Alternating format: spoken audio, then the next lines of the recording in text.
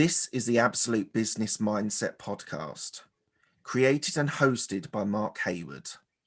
This podcast will interview entrepreneurs, business owners, and people in their careers. We will delve into their journey to success, key life milestones, and go deep into their area of expertise. Get ready to learn from other successes and failures. Today we have Angel Ribo, who is the CEO Confidant. Hello, Angel. How are you? Hi, Mark. Great to be here. Thank you. Thank you so much. And obviously, thank you everybody who's listening to us today. Well, thank you for joining me. It's going to be an absolute pleasure, I'm sure. What I just wanted to give people at the start is a quick synopsis of who you are, what you do at the moment, and then we'll go back and tell the story. So you help sales teams be profitable custodians, which I'm sure we'll talk about later on what a profitable custodian is, in sales negotiation, equity creation, and all based in Dallas, US at the moment. Is that right? Yes, thank you. Right. We are going to go back to your university at Catalonia, your engineering computing engineering degree, but I want to just touch on one thing first. You speak 6 languages. Yes. Wow. So is that all based around your traveling and where you've lived in the different locations, or was there languages that you wanted to learn and you went and learned them? Well, that's a great question. First of all, as you know, I come from Catalonia and I was born 1 hour away from Barcelona. So we are right south of the border with France. So in my school, at my age, English was not taught. So French was the only option.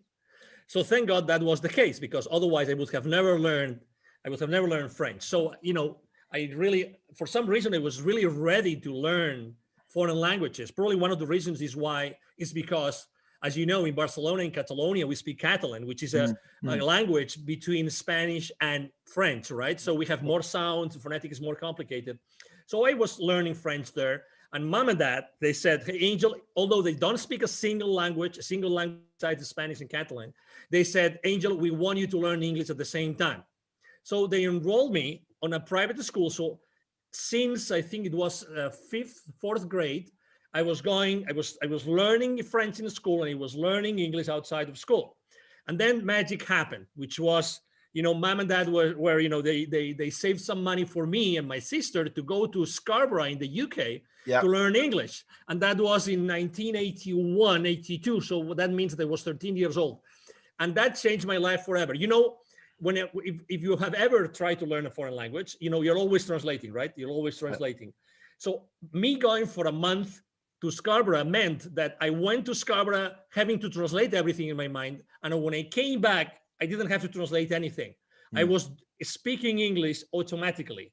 Automatically. I mean, I remember going back to my private school class and everybody was, wow, you've really learned a lot.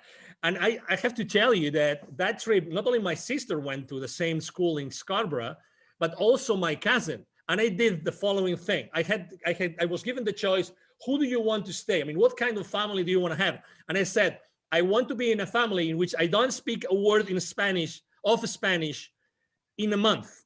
Right. And they put me in a family. I still remember mom and dad and the 3 kids they have, 2 boys and 1 girl. I was sharing the room with a Swedish guy. Right. It was a Swedish guy. So I was, and the thing is, God helped me so much. This Swedish guy, oh my God, was he an introvert? Okay. Was he an introvert? So I spent the entire month speaking English with the family, and they would take me everywhere, and we would go to so many places. And also the one good thing I did was I asked my Swedish roommate, hey, do you have some friends here? She said, yes, absolutely. I have so many Swedish girls which came from Sweden, which are also in the same school. I could introduce you to them. Guess what? When I wasn't with my English family, I was with these Swedish girls. Right. And from a Spaniard, that was a blast. Oh my God, did that summer change my life forever? And did I not practice my English language skills?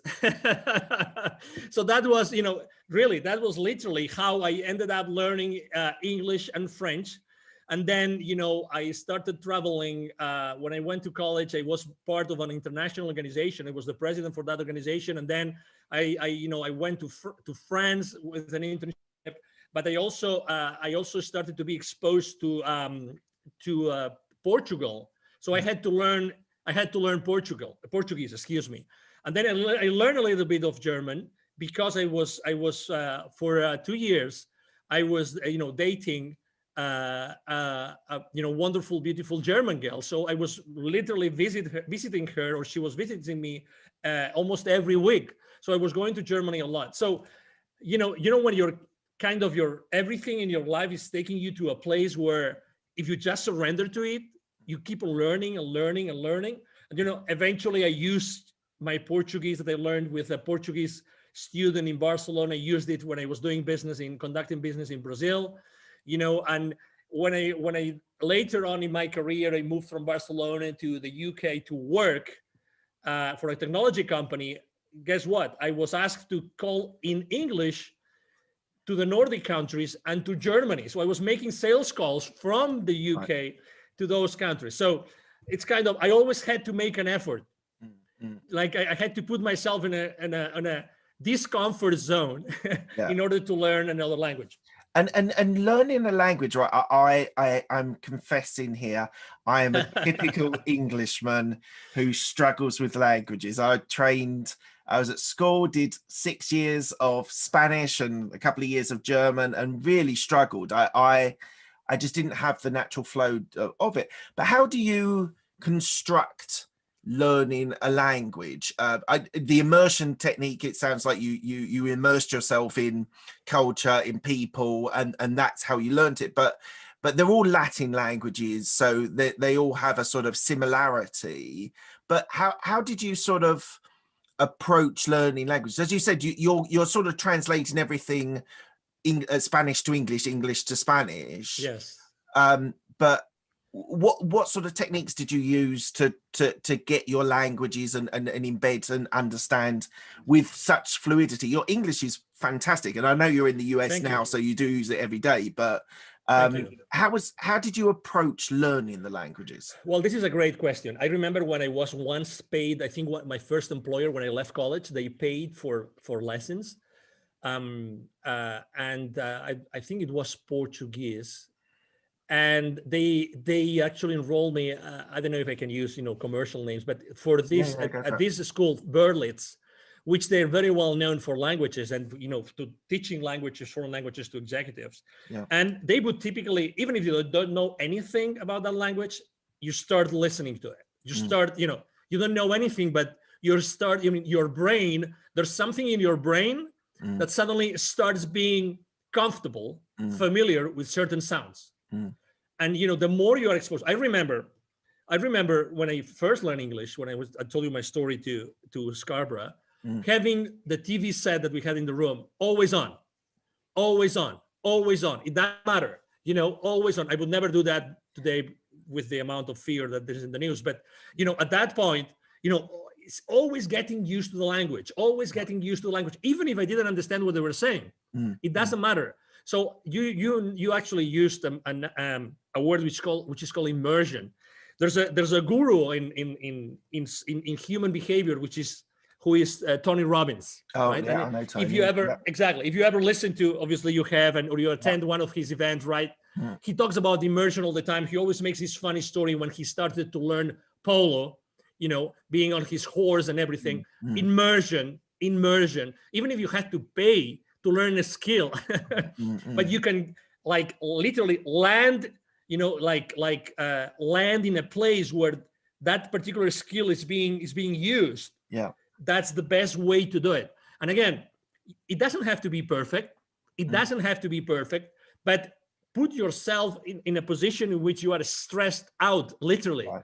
You don't feel comfortable because you don't understand anything. It doesn't matter. But your brain is starting to tune into the expressions, the phonetics. As you know, there's a certain way that every language has its own music. Yeah. Besides its own syntactics and grammar and everything, it has its own music. I think that music is as important and as the language and the words themselves. That has been my experience, Mark. Fantastic. Thank you for that. So let's go to your university degree. So you did engineering, computer engineering. So Exactly. at the University of Catalonia.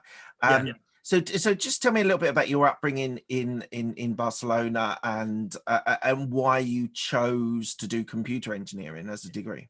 Yeah, that's a great story. I'm just having, memories from my high school time now. So I was born in a city. You speak Spanish. You've probably been in Spain. I was born in a city called Lleida, which is 1 hour away from Barcelona. Okay, so it's a 250, 300,000 people, city. So it's still a small town. So when I was, in high school, and actually in middle school as well, that started in middle school, I really loved computers. I didn't have a computer at home. But in school we had this lab with 4 computers, and I don't know if they were of a British brand or an American brand. They were called Acorn. Acorn. Yeah. It was. Oh, you remember them? Oh my God. Yeah. So I mean, I remember. I right now I have in my mind the lab with those computers. Yeah. That one of them, guess what, had a tape recorder, so I could record my programs. Right. Oh my God, I loved it. I mean, I totally loved it. I remember that thanks to that, my dad bought me an Apple IIc computer while I was in high school. Apple IIc. Right. So it was the most fancy Apple II that existed at that time. One of the few in the place where I was, actually the only dealer in that place. They knew me because I was all the time there looking for, software and everything. So that's how I started to like computer science and computer engineering. I was really good in programming. As I was progressing, actually one of my father was a CEO of a conglomerate of food related industry. Right. Companies, and he asked me, hey, could you do this inventory program for us? Yeah. And then suddenly for the entire summer I started to write in basic language. Yeah. Okay, a program for taking for controlling the inventory of that particular, it actually was a fish farm.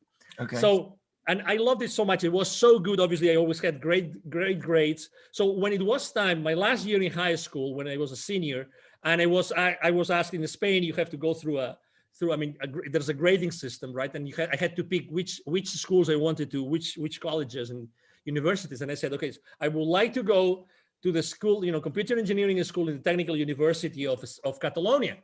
And I was, thank God I had very good grades, so I could get really into computer science. Yeah. But guess what? The first year was physics, math, calculus, programming, theory of information theory.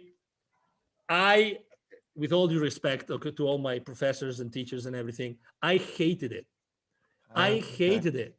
Okay. I mean, the first semester was, I barely could pass, I think, 2 of the subjects. I mean, it was really difficult. And then the second semester, oh my God, I said, I don't like it. If this is computer science and computer engineering, I don't like it. I liked programming a little bit. I like, the soft part of engineering, of information technology, but I didn't like any of the rest. I said, oh my God, it's 5-year degree. Okay, I'm only at the second one. Oh my God. To be honest, I said, I don't know how am I going to do this, but whatever. My parents are paying for this. I had to move from Lleida to Barcelona, so they were paying the rent and everything. So fast forward, to be honest, I had to wait actively 3 more years until, again, I liked computer engineering subjects because they were more like, computer engineering or computer science in organizations, information systems, stochastic processes, things that were really more attached to reality, as opposed to, calculus and side. Yeah. Exactly. And I am a very hands-on guy. I really like to be around with people, and I like to have human contact. Yeah. And I picture myself, am I going to be a computer analyst programmer the rest of my life? Oh my God, no. That's not going to be Angel Ribo at all. That's why, as you have read, that's why, really after I finished my degree, I said, I have to do something more related to business, because I think that's exactly where I could make a big Before impact. we go on your MBA, Yeah. just on the computer engineering, and it might be slightly different. I want to clarify. So we have in the UK something called computer science, and that is basically learning languages. And I'm interested.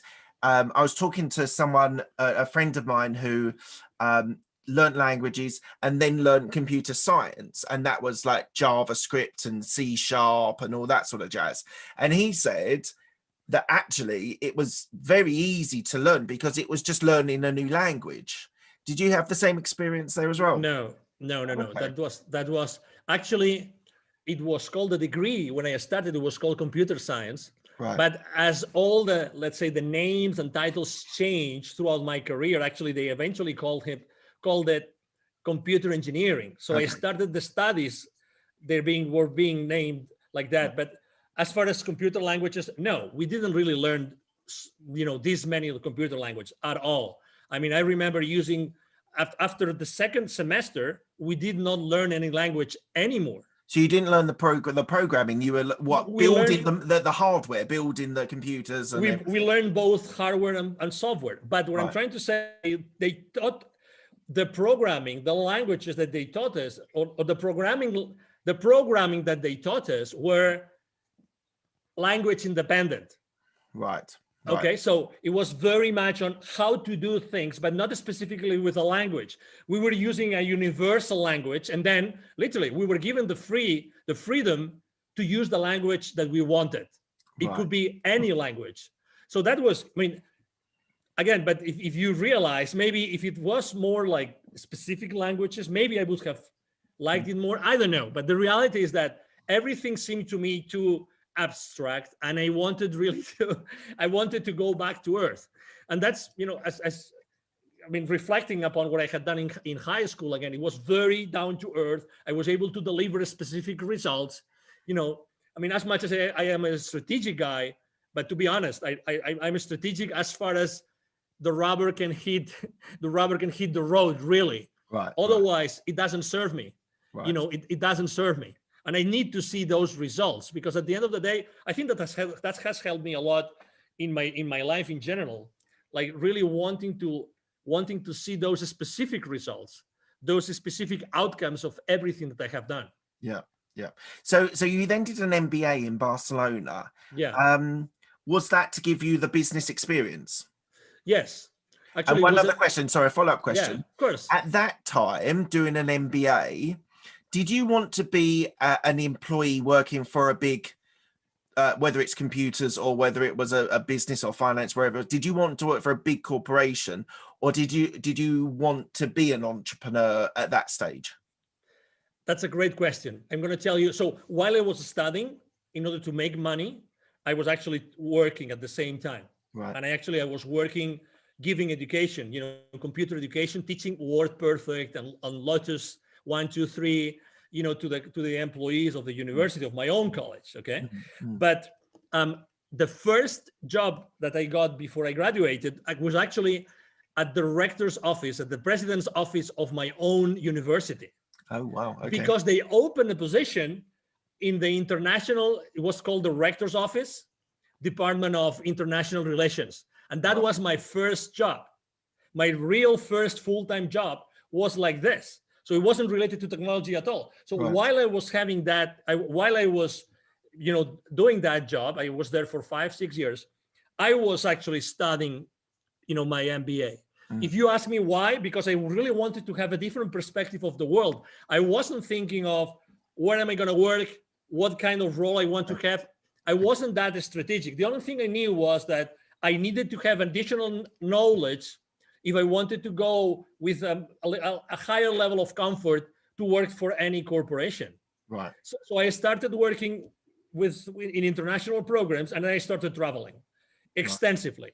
And we had these wonderful relationships and trips to the UK to talk to the Imperial College and the University of Manchester School of Architecture. And we would go to all these many, universities in Europe and also in the US and in Latin America, which were mainly the places where we would have, relationships and programs and things going on, right? So that was actually my first full-time job. And it was thanks to a bad personal experience that actually I decided to move out of Spain. But when I was still working, and let me tell you the story because you're going to like it. When I was still working at the university, a female headhunter came one day and said, Right. Angel, we want you in the private sector. I have this opportunity for you. I cannot disclose how I found you. And actually, I still don't know today why. Okay. But, well, I know why, but I don't know how they found me. But anyway, Okay. we would like you to work in this particular company. I think you would make a great fit. And it was an audiovisual company. Okay, so they would do all sorts of audiovisual productions of any size. It would be the launch of a new car for Jaguar, or it could be like the 100th anniversary of FC Barcelona, just to give you a couple of examples. Yeah. But the reason why I mentioned this is because eventually I was fired from that company. Okay, so that was interesting. What did you do? What did I not do? What did you not do? So there was a lot of politics involved in that company. I was hired by one guy, and I made a mistake, which is I allowed myself to say to accept a position because this guy said, "Hey, we are reorganizing this part of the company, and I'm not gonna be your boss anymore. So before I hand you over to the new boss, I want to give you the opportunity to go to another side of the company. It's up to you. You decide what you want to do." Right. Okay. And I really didn't know nor my potential new boss at that division or this other boss. So I said, okay, let's go to this other boss, this other division. And that was my life sentence. Okay. That was, but anyway, but that's okay. And that was before. You learn from these experiences, don't you? My God. Oh, absolutely. Because, I was supposed to be in charge. Do you remember the 2000 effect? How going from 1999 to 2000? Yeah. Y2K or whatever it was called. Exactly. The 2K effect. Nothing happened. Exactly. Nothing happened. Nothing happened. The clock just ticked over. How many trillions of dollars, of pounds were spent for that, right? But anyway, so I lost my job, and then I had this conversation with my headhunter. Hey, I'm glad that they stayed at that company more than 6 months, so you get your full fee. I told the headhunter, but okay, could you tell me why did you really come to pick me from the university and take me to this private company? They were really a good company, and large and very, very well known. And she goes, well, because I needed someone really flexible. Okay. I needed someone. There was something that I really liked at the interview with you, Angel, which was and she said, so if you're ready for this explanation, Mark, she said your feminine side was the part that really attracted me. And I said, what? And what did you go? What? Obviously, I've lived in so many. I'm so open to all obviously of so many sexual orientations. I have friends all over the place with all orientations. So I said, what do you mean, right? Because I wanted to know. And she said, I want you to know something. And actually, it was the first time ever someone told me about this. So we all have this feminine side and this masculine side. We all have this. Like it or not, it's a reality. Yeah. And for what you stand in the world, you have this flexibility that's very difficult to find, in full-fledged masculine roles for men. And, I found this in you, and I knew that you were going to do a good job, regardless of what happened at the end. So anyway, that was my last job in Spain. And then it was when, the universe had a wonderful position for me in the UK. And that's how I. And so what did you do in the UK? Yes, I worked for my first ever American company. Right. It was a high-tech company in this technology park in Fleet. Yep. I think is it Hampshire? Fleet. Hampshire, yeah. I think it's Hampshire, exactly. So, and basically I was part of the inside sales team. I started as an inside sales guy, and then inside sales team leader.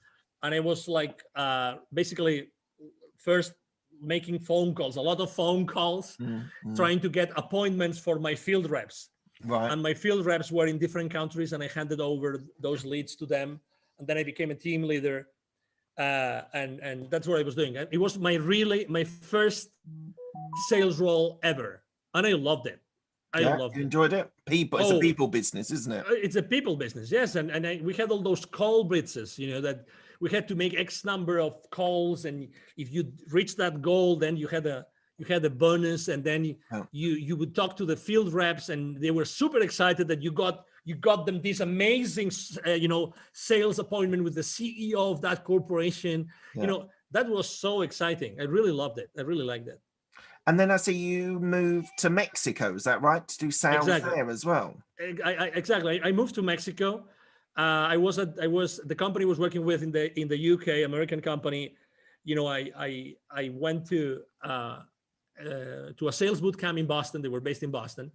And I decided to take a vacation after that boot camp in Boston.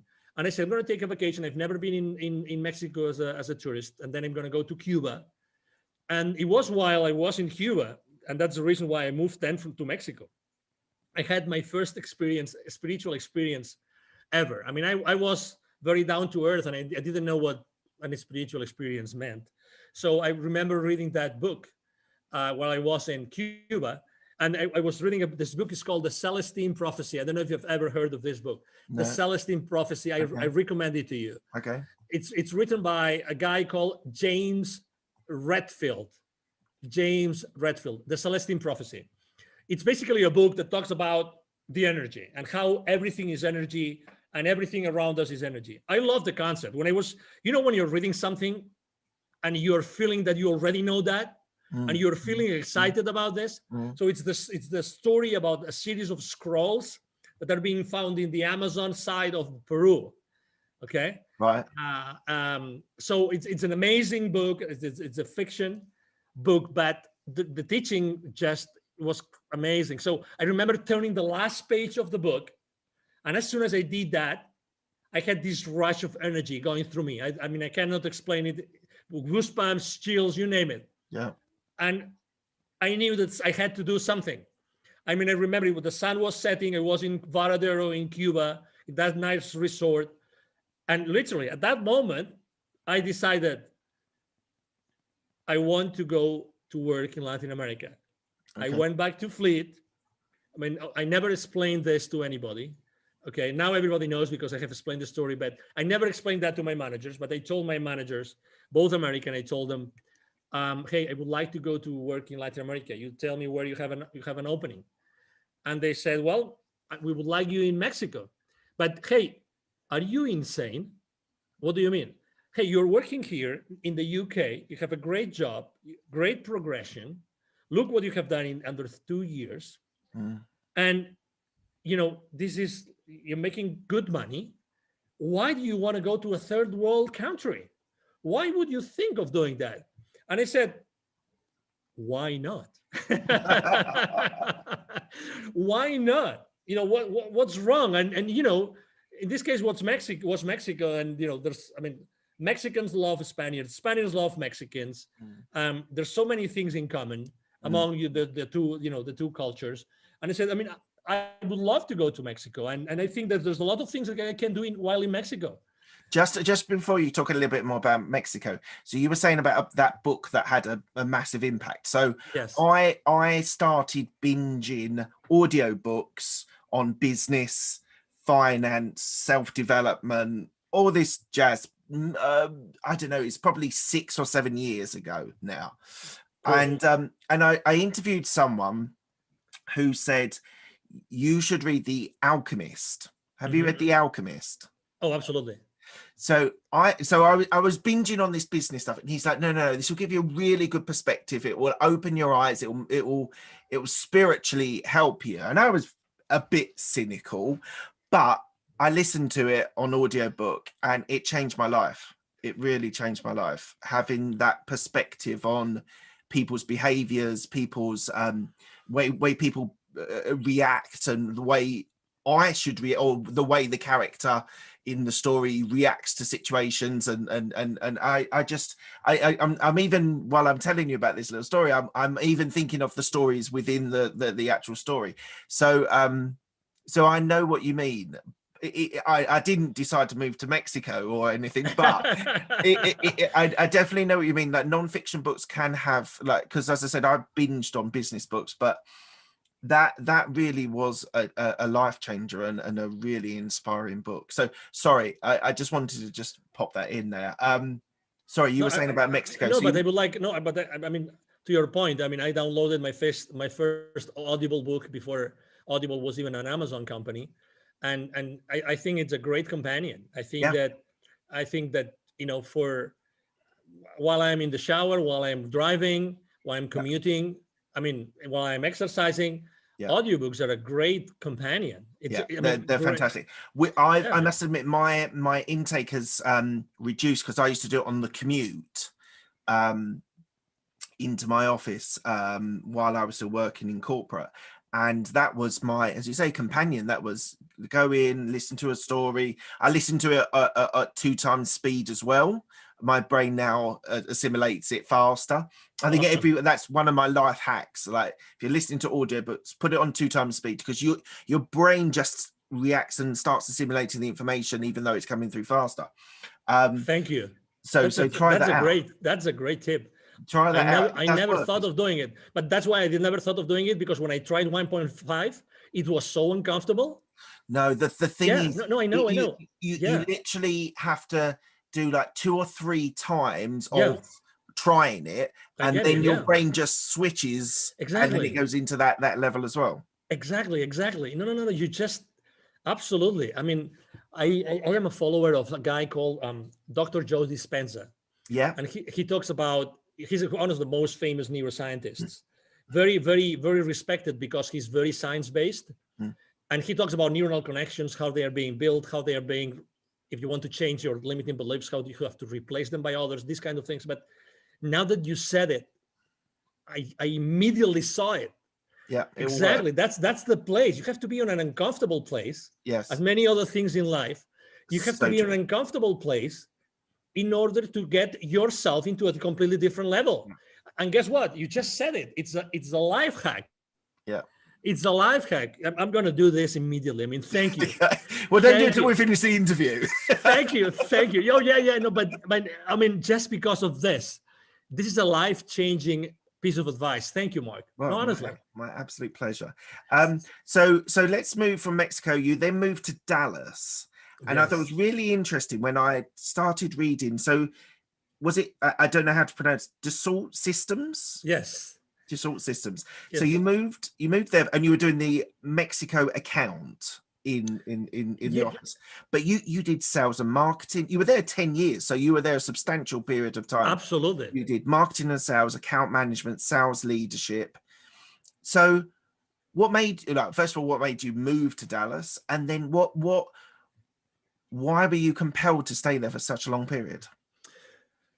Yes. The first thing, I moved to Dallas because at some point in 2010, the vice president for sales, he came into the country and he said, "Hey, Angel, if you want to offer you a better position, you have to move to the US, because we are a US-based company. So if we want to offer you," so he helped me tremendously. Great guy, and great company, by the way. Dassault Systems is a great French company. Right. So that's the reason why I moved to Dallas. Also, I was a bit reluctant in the beginning to move to the US. Sometimes Europeans, we're, biased on our thoughts, and it goes both ways. So, some of the Americans don't like Europeans. Exactly. Well. But I have to say, it was a great move. Also, I had 3 kids in school age. Right. So for me, also, it was also a very important thing to decide if I wanted them to receive an education in Mexico or in the US. So we decided with my wife to do it. So why I stayed so many years? So I stayed so many years because of these 10 years, actually, of these 10 years, the first 8, I was working for a division called SolidWorks, very well known in the software industry, engineering, product design industry. And I really had a lot of freedom. I really developed a very strong business. I was enjoying it. I was thriving. I had a blast. I had an extraordinary team. I did great things. My work was recognized consistently in the entire corporation. So I was really having a great time, and it was really valued, and everything was, I really have to say, I was able to build a great team along to help me do that. That's the main reason. And, I've always liked traveling. So for me, being able to develop business, to close sales, to negotiate deals with people in so many countries in Latin America, that was such a blessing. Such a blessing. I was traveling all over the place, and I loved it. Some people are maybe reluctant to travel, and when they offer a position, they say it's 50% travel or 75% travel. Yeah. For me, 100% travel was amazing, right? Because that's who I am. Don't ask me why. It's just who I am. Probably because of the languages, right? Because I feel like a citizen of the world, that I can go anywhere, and I like learning. I like being exposed to new things, and that's who I was. So that's why I stayed in the company for so long. And was there a specific career development that was opened up to you? And like, not necessarily your first day, but in the first year, they said, "Look, Angel, we think you can keep progressing." Like, was it opened up to you, or did you have to fight for the progression? Like, what was? I had to fight for the progression. I suppose you were in sales, so yes, I had to fight for the progression. Again, it is what it is, and again, you always put wherever you are in your life, you have a scale, right? In your mind, right? And you put one things in one side and one things in the other. It's a matter of balance. So you find the right balance, So I was really, as I mentioned before, freedom. I had a lot of freedom to do a lot of things. I developed a certification process for my sales force, a certification process for my entire channel, distribution channel. I designed training programs. I had so much freedom, and I could do so many things. And we had no boundaries. We could do anything. And we deployed strategies in Latin America that nobody had deployed worldwide, literally. So I had so much trust from my managers and the leaders of the company. Oh my God. And again, I value my freedom a lot. A lot. And did you have a coach or a mentor there? You said about the person who brought you in. What was that available to you? Not really. That's a great question. I think that I always learn through exposing myself, through being in uncomfortable places, and being the one doing stuff. Probably my passion and my enthusiasm helped me a lot, so that when I was proposing something, people would, go with me all the way. I was one of these guys that I would really, walk my talk. So people would come along with me, but there wasn't this written career path. I wish, because that gives you a lot of certainty. That's why, I was, people talk about the term like a corporate survivor. Yeah. In the sense that even though there was not such a career path specifically laid out for you, still I was able to thrive, and I was able to get different positions. I started as a sales rep or a sales manager, and then I started to incorporating territories. That's something that happens at corporate, right? You keep on bringing additional territories, additional revenue, right? And eventually, when I moved to the US, I incorporated, strategic accounts and accounts that were present at both sides of the board, and these kind of things. Right. Okay. Well, let's fast forward a little bit. I do want to talk about this, but we're gonna have to move on. You're a TV host on a station in Dallas. Unfortunately, we're going to have to keep going because I want to get everything in. Go ahead. So what I suddenly started seeing at a certain point of your career, you created CEO Confidant, which we'll talk about in a minute, but you started doing philanthropic, it's charity work that you started to do. So you became the president and co-founder of Wisdom for Kids, and you also, this is not so charity, but you became the CEO of Divine Human Ventures, which is helping the gap globally for companies to reach different parts of the world. So what made you take that shift, which is beyond the sort of corporate or entrepreneurial world, into those areas as well? Well, when I have to say, I started to prepare myself before I left corporate world in 2016. I started to prepare myself, and I started going to different conferences of people that knew about things that I thought could be valuable for me. Right. They were basically, these famous online marketeers, these people that have done, online launches, Yeah. that they know everything about coaching programs, sales funnels. So I attended so many conferences during 2014, 15, and eventually 16. So I prepared myself for doing that. I'm telling you about this because in 2015, 1 year before I left corporate America, I had a spiritual experience. Okay, it was the month of March. I was in Mexico City. It was a Saturday morning, and I was exhausted.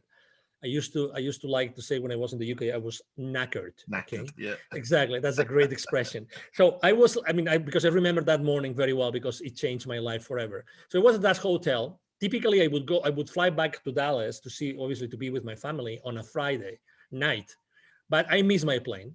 So I had to reschedule for Saturday, and I couldn't reschedule for the first flight in the morning. So I had to reschedule for the 5 p.m. flight on Saturday. So that means basically that I would spend 1 day less with my family. So I was really remorseful. I woke up.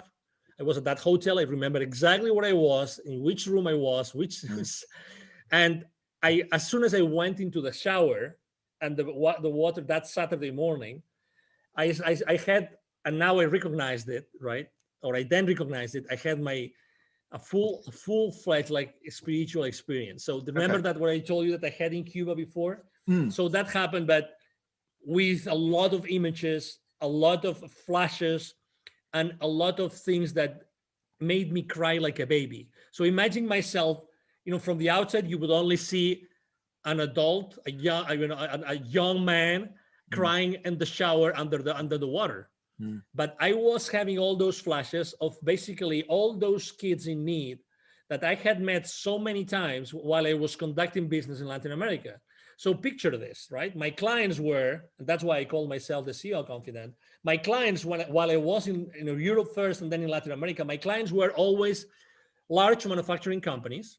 And I was always, because of the way we were conducting business, I was always talking to the C-levels of those companies.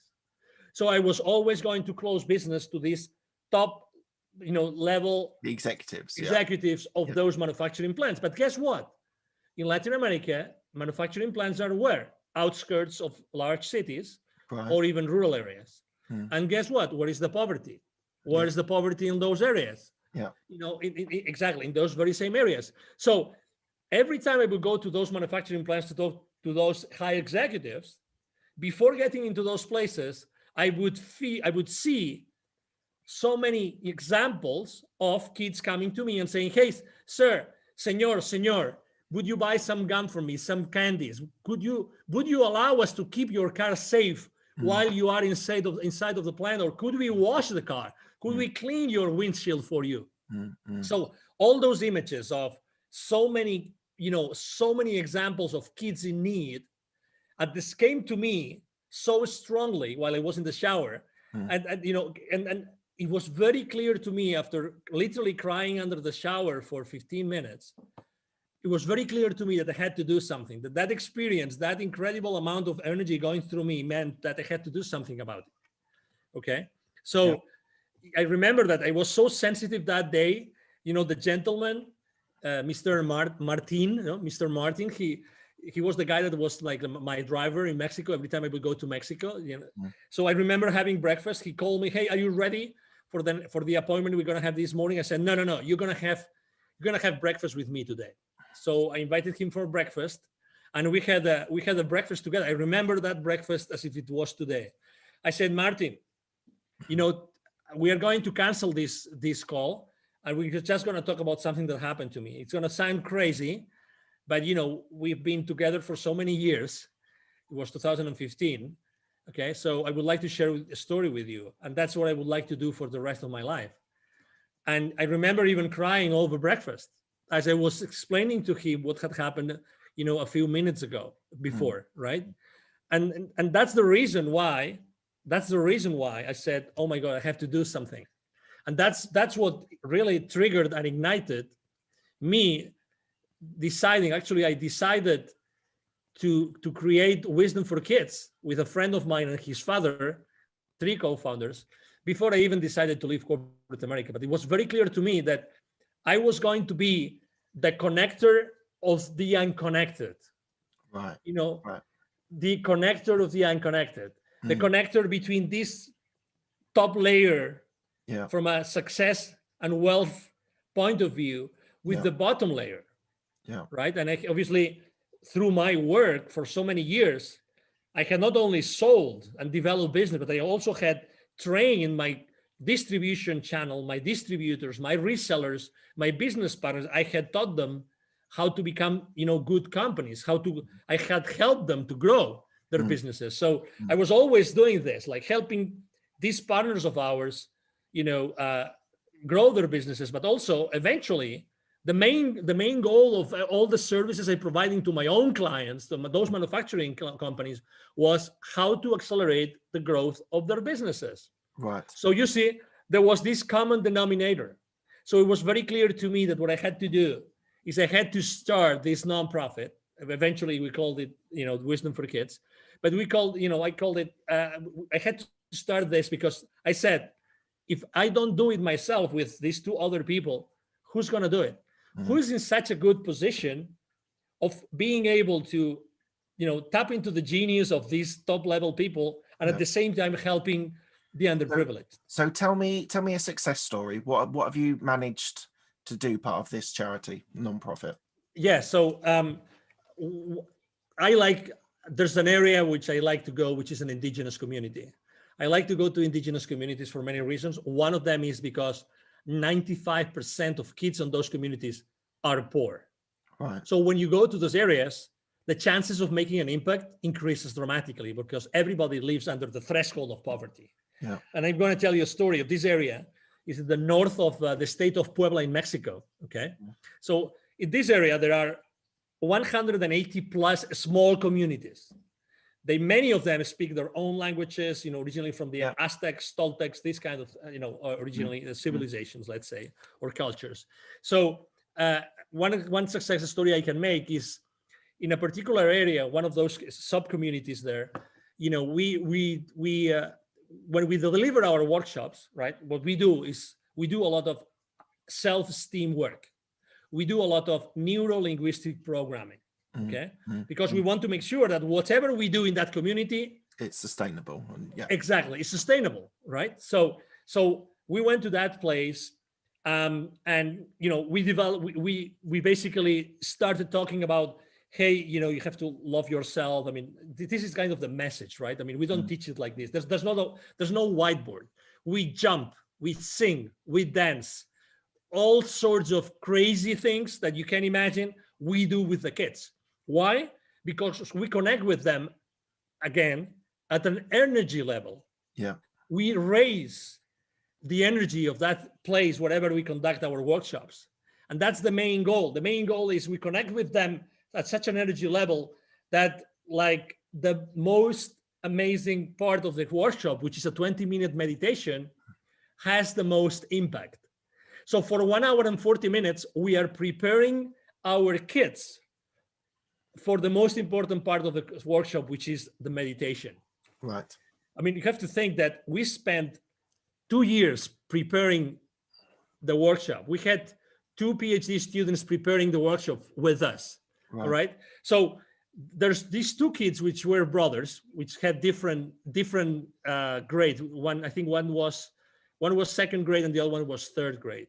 And the story, the success story is because, we always say that we help underprivileged kids in Latin America become entrepreneurs using their local resources. We don't want them to go somewhere else to be successful. Yeah. We want them to become aware of the wealth and the resources which is around them. Yeah. Okay, so we told them, hey, okay, so what do you think you have here that people might like, right? And we started having that conversation, right? So we brought the mom of these two kids. Okay, we brought them and we say, okay, so what do you think we could do? And one of these kids really was very good with what he was doing with his hands, right? And we said, why don't you start making, and it's a very simple thing, but bracelets with stones that you were able to find here. Yeah. Actually, and they said, wow, that sounds really interesting. So we sat down with them, we sat down with the mom, and we made sure that they were going to, we were going to have a continuation, because the challenge there is not passing on the how to do something, it's to do it. It's actually to take action. Remember, it's not. There's one mantra that I always share with my business, with my clients, which is take imperfect action now. Yeah. That's my mantra. Take imperfect action now. So we sat down with them, and that was at the end of 2019, and we said, okay, so this is what we're gonna do. So we make sure that our local teams. We always have local teams. We develop local teams when we go to a community. They're gonna make sure that you guys are gonna be following through. Okay, so our volunteers locally, have been talking to this mom and to these kids, and I know for a fact that these kids have been, selling those bracelets to the local community. In this area, actually, there's a former Toltec pyramid compound. So it's a very highly charged, again, energy place. It's a magic place. So they already have a place where tourists go, so they can sell those bracelets already to the local community. And after that, there's going to be many things that are going to happen. I mean, obviously, unfortunately, the world closed down, unfortunately, in 2020. But we're talking about incorporating other nature elements of nature into their bracelets, and obviously writing a story about that. We are very cautious about keeping the identity of those kids safe. We don't carry a single list. There's no list. I mean, of those 1,000 kids more plus that we have helped, we don't carry any single registry. We don't want anybody to hack into our information and use it inappropriately. We're very, very cautious about that. I think that privacy and confidentiality is extremely important today, and we want to keep those communities safe. So that's a great example. That's a very good example of a success story. That's fantastic, and all power to you. I think it's a wonderful idea. And what's so great about it for me is that you're inspiring children to perhaps be entrepreneurs, but in their community, in their country. They don't feel they have to go to America or go to the cities. They can develop within the local community, which I think is wonderful. I want to ask you a question which I don't often ask, but I'm intrigued. So you've described yourself as a global citizen. You travel all around the world. You are you speak many languages, and a lot of your time is traveling. And you mentioned a little bit earlier on about having 3 kids. So how do you balance being a global citizen and also being a parent of 3 kids? That's a great question. And let me make a confession. I think that once my wife gave an interview to someone and she said it, so that's why I'm going to say it. Okay. At some point in time, I think it was in 2008, so 2 years before we left for the US, actually, and she didn't tell me actually until 3 years later. So only a few months before she got pregnant of our second kid, she told me she was actually thinking, she told me one day, Angel, you were spending so much time gone. I thought our marriage would never last. Never. We were living in Puerto Vallarta in the Pacific coast of Mexico.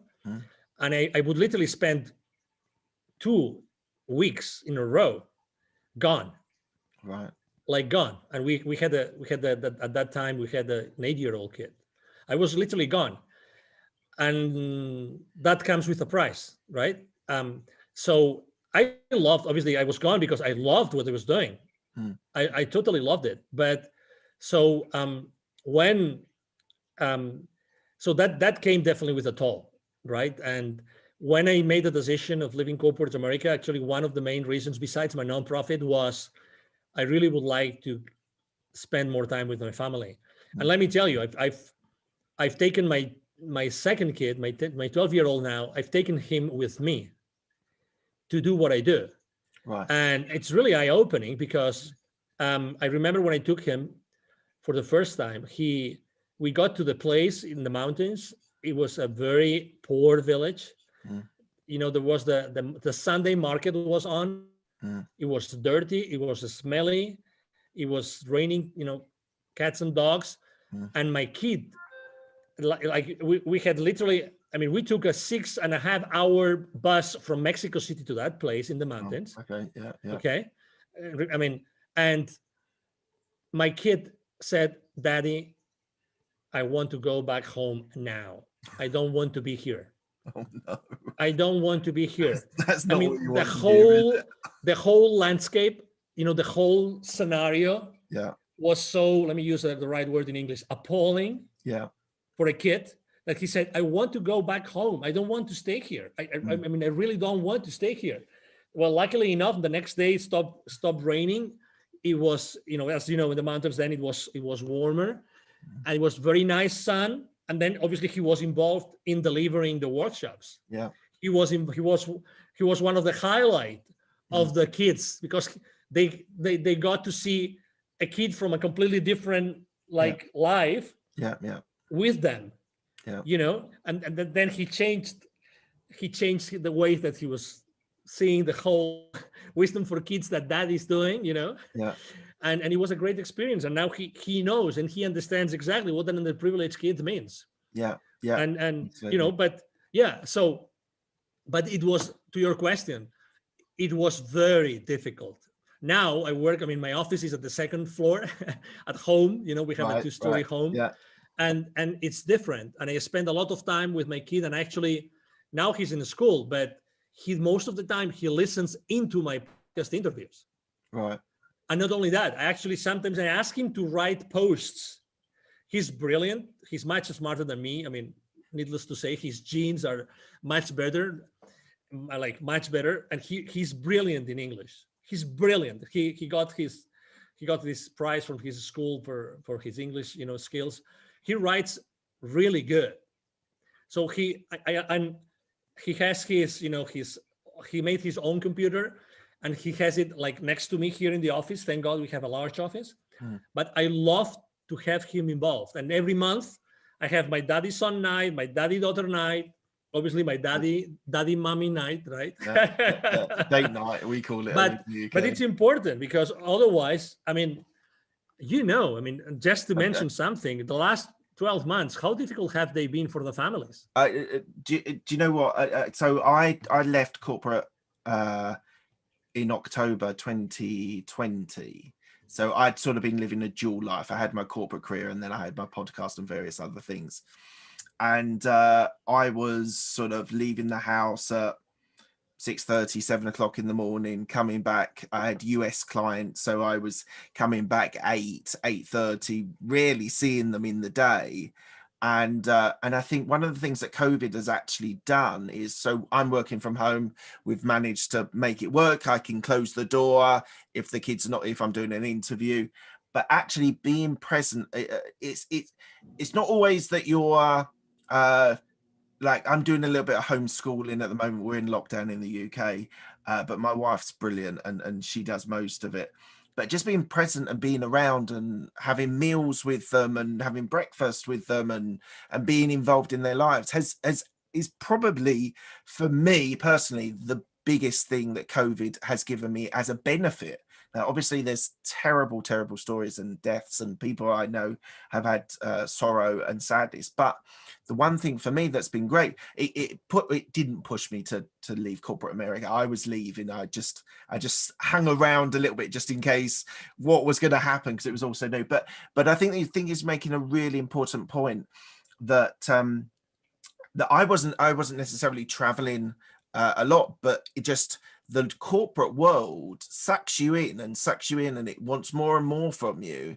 And naturally your kids and your wife and other and people around you, They're the people that suffer. It's great. I mean, if you think, now that you have I have to say that after leaving corporate, I was by myself in the desert for many months. Okay, Right. I had to adapt. Yeah. Yeah. I mean, for me, it wasn't automatic, right? I mean, although I was successful and blah blah blah, regardless, I thought it wasn't enough.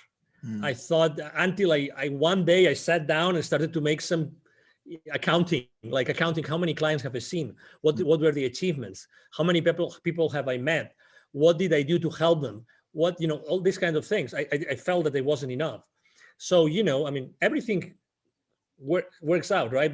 Yeah. It's true that when you work in this large structure of a large corporation, you give so much away, Yeah. so much. I mean, and you typically never feel fulfilled. You typically always feel that 100%. it's not enough.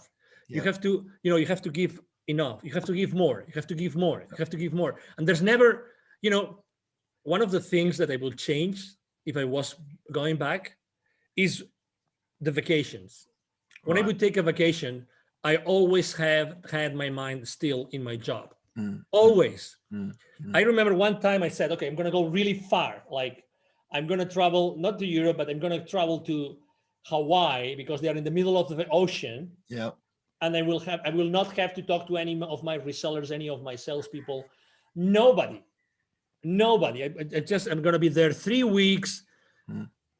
I remember as if it was today. I couldn't do it. So I was a corporate animal. Yeah. Mark. Yeah. Like, you know what I mean? I was like completely embedded Yeah. into that work. So was I. And, and I didn't feel that it was wrong. I feel that that's what I have to do. I'm responsible for my business. Yeah. I'm responsible for my coworkers, for my, direct reports. I'm responsible for that revenue. And if I don't do it, I am not ethically and morally, I'm not doing the right thing. And it is so wrong. It is so wrong because you give away the most precious time of your life. Absolutely.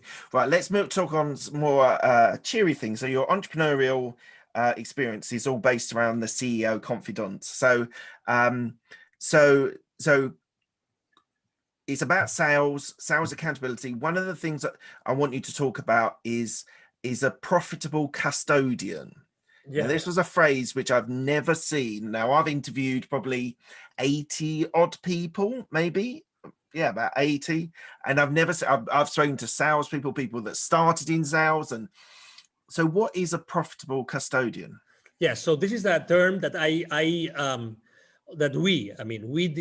we developed together with one of my business partners. Okay, so his name is Neville Joffe.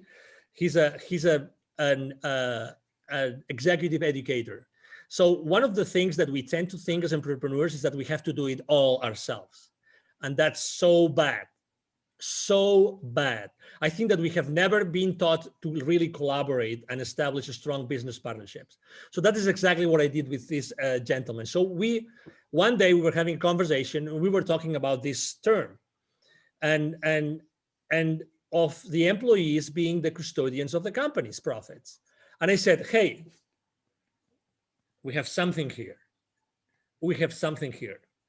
What if we start, if the main goal, the ultimate purpose of any company is to produce sustainable profits and cash flow for their shareholders, for the equity holders of those corporations, if that's the main goal, and what we are doing here is to remind everybody of the financial implications of the business decisions, then every single employee is the custodian of their company's profits. Right. And you were in corporate, I was in corporate.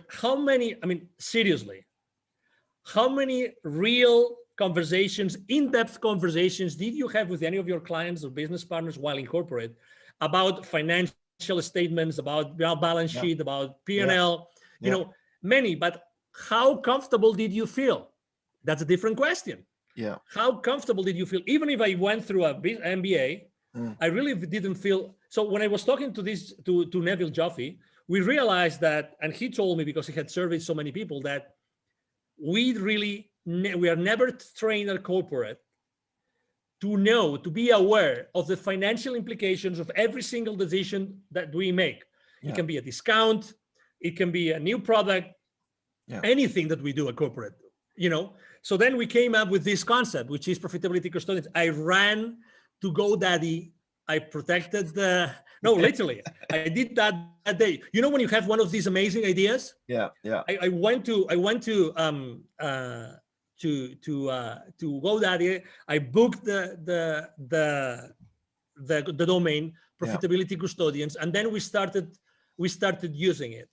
And it's because it's the reality. We are really not aware, even at the personal level. I mean, how many families have a balance sheet of their own home, of their family? How many have a P&L? Do you know the financial implications of a decision?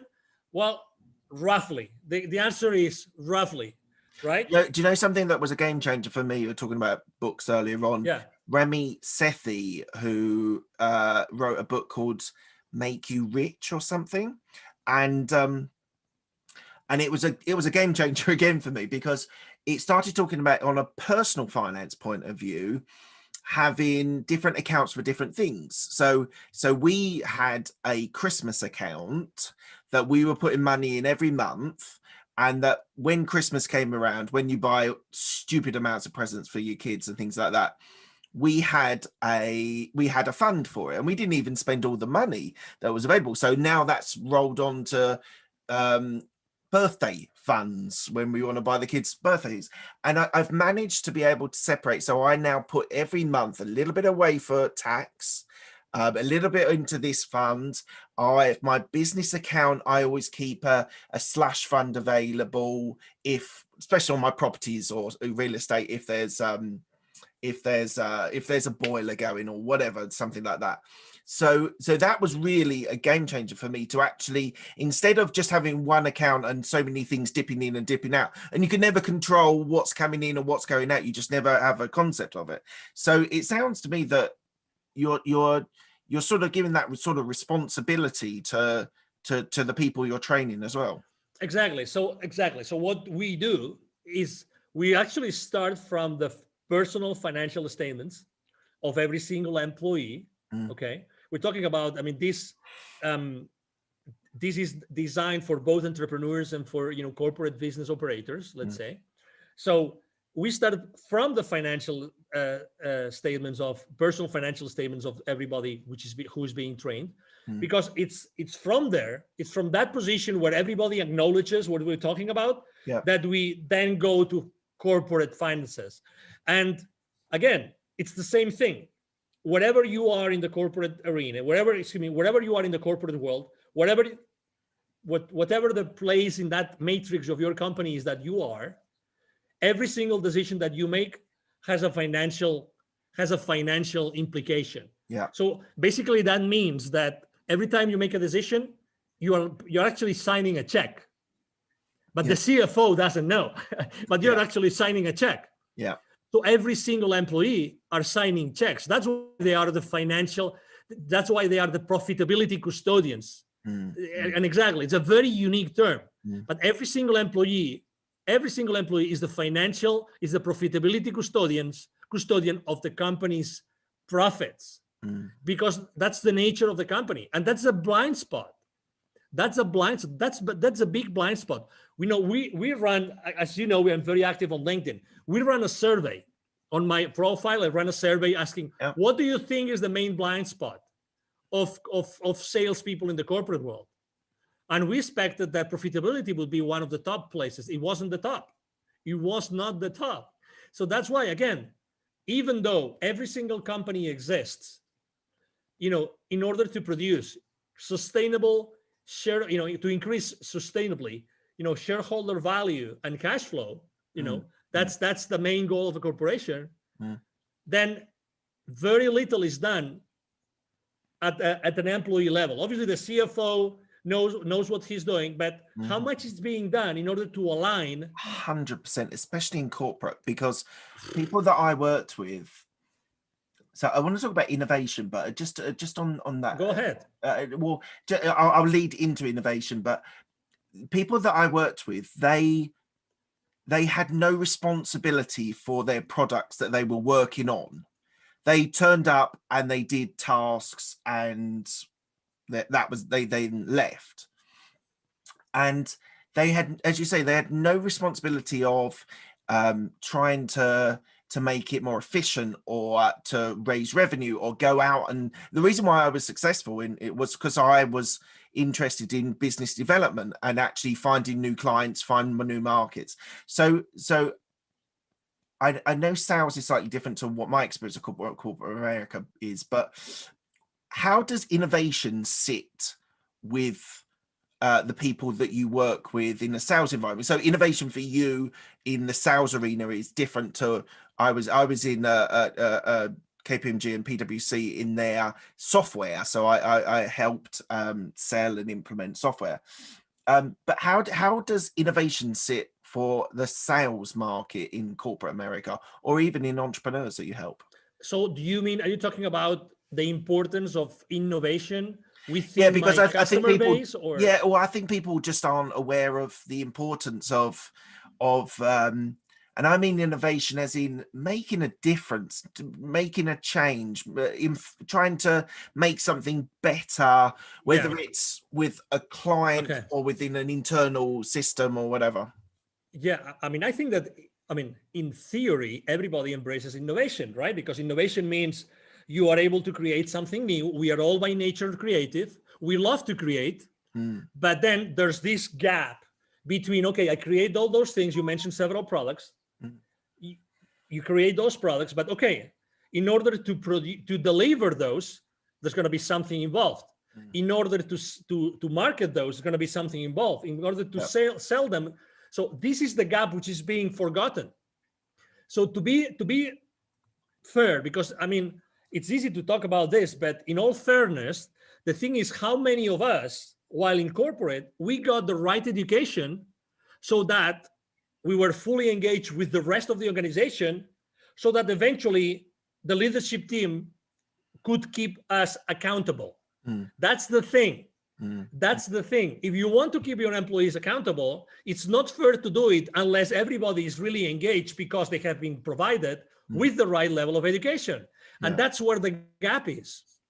That's where the gap is. And again, it's a matter of priorities. It's a matter of priorities. So for instance, I was also selling to many different industries. We were selling what is called product lifecycle management software. Okay. Right. So that means that our clients would be like corporations, that they would have some products that they would send to the market, and obviously they wanted to launch those products to the market faster than the competition, blah blah blah. Obviously innovation was always there because our tools were helping them to be really innovative and to launch to market, the time to market, right? Time to market. Right? So innovation was always there. But again, it's not only that you have a great idea and you're able to make sure it's going to fulfill your client's needs. It's not only that, because something that also, again, another gap. When you're selling something, how many times do you really care about the profitability of your client when they buy from you? Because at the very second that you close a deal with them, you become a liability. You become a liability in your client's financial statements. Yes. And it's a great revenue for you. Yeah. But until the returns, until the client sees the returns, you are a liability. You tell me, as a salesperson, how many times you have the tough love conversation, the tough conversation with your client, in which you say, okay, but I'm only going to sell to you unless we really have a tough conversation about how that is going to help you increase your profitability. Nobody does it. Nobody does it. Because why? Because it's a tough conversation. It's like, when you're dating this girl that you really wanted to date, like you were like dying to date with that girl, and then you immediately, for some reason, something changes and she says yes, and it's your first opportunity. Are you going to go raw the first day? Are you going to tell her everything?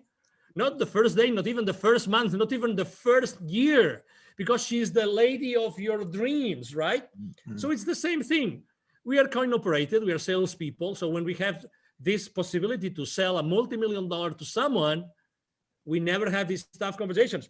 Wrong. This is the wrong thing to do, because we want long-term relationships with our clients. The best way to keep our clients alive and keep on buying from us is if we make sure that we develop that win-win, in which they recover and they make their investment in our products and services profitable. Mm-hmm. I'm going to have you back on my podcast again. I'm gonna so I what I want to do on our second interview, I'm happy to do it, is talk about sales, is go deep in on sales, because I think it's the core of your business, it's a core of your experiences. I've got certain views on sales, not negative, because I think people's career progressions is based on selling yourself. It's like you're selling to clients, you're selling yourself to your bosses. So we'll have to get you back on in a month or two. Right, we're coming to the end of the interview. I asked my guests 6 same questions. They're quick fire questions. They don't need quick fire answers, depending on how you want to respond to them. First question is, what's the best decision that you made? Have kids. What's the best piece of advice you were given? Be open to what the universe has to tell you. Okay, awesome. Who helped you most in your career? My wife. Any regrets? A lot, but I wouldn't be who I am unless I had gone through those challenges. So that's okay. I'm a human being, so I am still wired, and I still feel that I did something wrong. But really, I'm happy to be who I am with all my flaws. That's fantastic. What are you most proud of? Well, what I have achieved. I've helped so many people. All the lives that I have been able to change. Awesome. And what does legacy mean to you? Well, legacy means all those things that the people that have been able to impact, to your previous question, all those memories, all those examples that I was able to give to all these people, the people that I was able to lead throughout my life. And that includes obviously my wife and my kids. Fantastic. Thank you very much. Where can people find you? Thank you. Yeah, very easy. Go to LinkedIn, Angel Ribo, the CEO Confidant, or send me an email. Ribo is spelled like R-I-B as in boy O. So my email address is angel, as in heaven, angel@angelribo.com. And I have to tell you, or myself or someone in my team will be, kind enough to respond to your message. So don't hesitate to write to me. That's fantastic. Thank you very much, Angel. It's been an absolute pleasure. Thank you. The pleasure has been mine. And obviously, thank you very much to the